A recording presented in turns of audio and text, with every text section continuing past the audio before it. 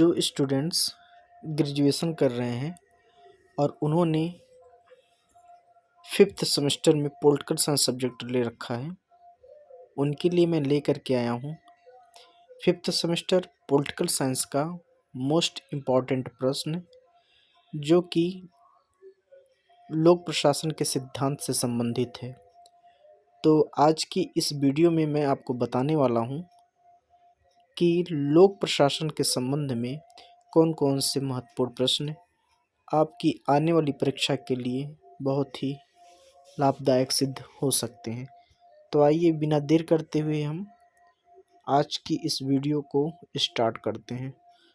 Post कोर्ब का विचार किसने दिया? 4 ऑप्शन है, जिसका जो करेक्ट आंसर होगा वो होगा लूथर गुलिक। मित्रों, मैं समय पास नहीं करूँगा, टाइम पास नहीं करूँगा, मैं फटाफट आप लोगों को प्रश्न बताऊँगा। प्रशासन का संबंध सरकार की क्या तथा कैसे से है? किसका कथन है ये? तो ये डिमाक का कथन है। बढ़ते अगले प्रश्न पर। प्रश्न कह रहा है, लोक प्रशासन के क्षेत्र में व्यापक दृष्टिकोण अपनाया है किस विचारक ने? साइमन ने, लूथर गुलिक ने, एल.डी. व्हाइट ने या हेनरी फ्योल ने?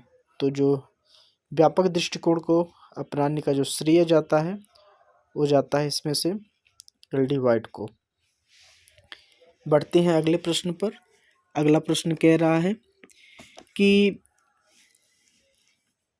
कैंची के 2 फलकों के समान लोक प्रशासन 2 फलक का औजार है, ये कथन किसका है?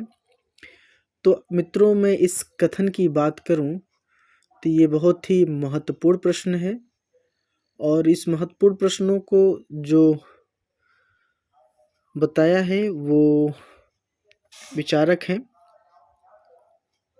Levi's Marrion. ये लेविस मेरियन का कथन है। बढ़ते अगले प्रश्न पर। अगला प्रश्न कह रहा है, निम्न में से प्रशासन शब्द प्रयुक्त नहीं है, मतलब किस जगह पर प्रशासन शब्द का प्रयोग नहीं होता है? तो मित्रों, ये परिवार में प्रशासन शब्द का प्रयोग नहीं होता है। बढ़ते अगले प्रश्न पर। प्रश्न कह रहा है, यदि हमारी सभ्यता असफल होती है तो ऐसा मुख्यतः प्रशासन के पतन के कारण होगा, ये कथन किसका है? तो मित्रों, ये कथन है डोनहम का। डोनहम ने इस तरह का स्टेटमेंट दिया है।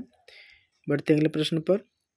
विकासशील देशों में योजनाबद्ध विकास और सामाजिक परिवर्तन का मुख्य वाहक है, तो क्या वाहक है? तो मित्रों, ये लोक प्रशासन वाहक है।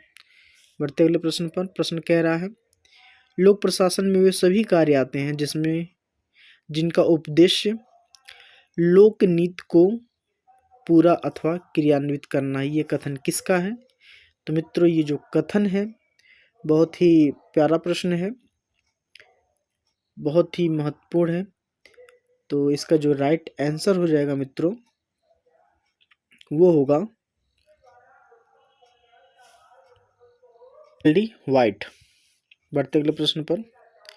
लोक प्रशासन में व्यापक दृष्टिकोण का समर्थन करने वाले विचारक।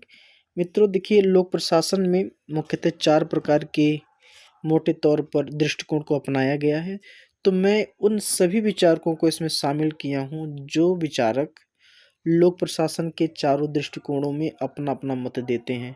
तो हम सबसे पहले जानेंगे कि जो लोक प्रशासन का व्यापक दृष्टिकोण है तो उसमें समर्थन देने वाले कौन कौन से विचारक हैं? तो ये मित्र सभी विचारक हैं। एल.डी. व्हाइट भी क्या करते हैं, वो व्यापक दृष्टिकोण को अपनाते हैं। मार्क्स भी व्यापक दृष्टिकोण को अपनाता है, बिलोवी भी, निग्रो और साइमन, ये सभी जो विचारक हैं वो है लोक प्रशासन के व्यापक दृष्टिकोण को अपनाते हैं। और लोक प्रशासन में किन व्यापक दृष्टिकोण में किन किन चीज़ों को शामिल किया जाता है? तो मित्रों, इसमें कार्यपालिका, न्यायपालिका और व्यवस्थापिका, इन तीनों को इसमें शामिल ये विचारक करते हैं कि इनका जो संबंध है वो इन सभी से है। बढ़ते अगले प्रश्न पर। लोक प्रशासन में संकुचित दृष्टिकोण का समर्थन करने वाले विचारक कौन है? तो मित्रों, साइमन है, गुलिक है, लूथर गुलिक, ये सभी लोग क्या करते हैं, लोक प्रशासन को के संकुचित दृष्टिकोण का समर्थन करते हैं। और मुख्य रूप से संकुचित में जो लूथर गुलिक हैं वो कहते हैं कि इसके अंतर्गत सिर्फ कार्यपालिका आता है। बढ़ते अगले प्रश्न पर, पोस्ट कोर्ब दृष्टिकोण को किसने अपनाया है? तो मित्रों, जो पोस्ट कोर्ब दृष्टिकोण है उसको अपनाया है,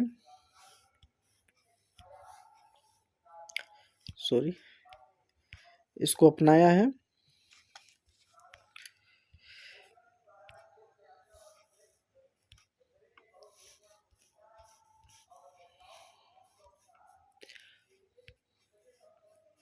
लूथर गुलिक ने अपनाया है इसके पहले, लेकिन उर्विक और फ्योल भी इस पर अपना मत दे चुके हैं। बढ़ते अगले प्रश्न पर, स्टेटमेंट से संबंधित प्रश्न है, कथन से संबंधित प्रश्न है।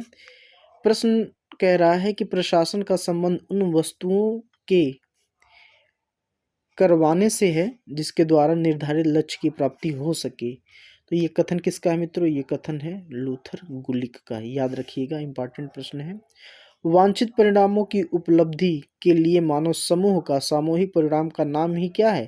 प्रशासन है। ये कथन किसका है? तो इस कथन है आरडवे डी का। अंतिम प्रश्न, एक उद्देश्य की पूर्ति हेतु मानव एवं तत्वों का प्रयोग का संगठन का नाम प्रशासन है। ये कथन किसका है? तो मित्रों ये बिलोबी इस प्रकार की बात कहते हैं, बिलोबी। तो मित्रों ये था आज का वीडियो, मिलते हैं अगले वीडियो में, तब तक के लिए जय हिंद, वंदे मातरम।